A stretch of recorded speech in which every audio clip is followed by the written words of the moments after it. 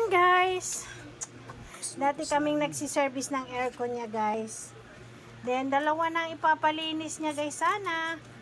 Then dating presyo naman yung ginagawa namin sa kanya at namahalan.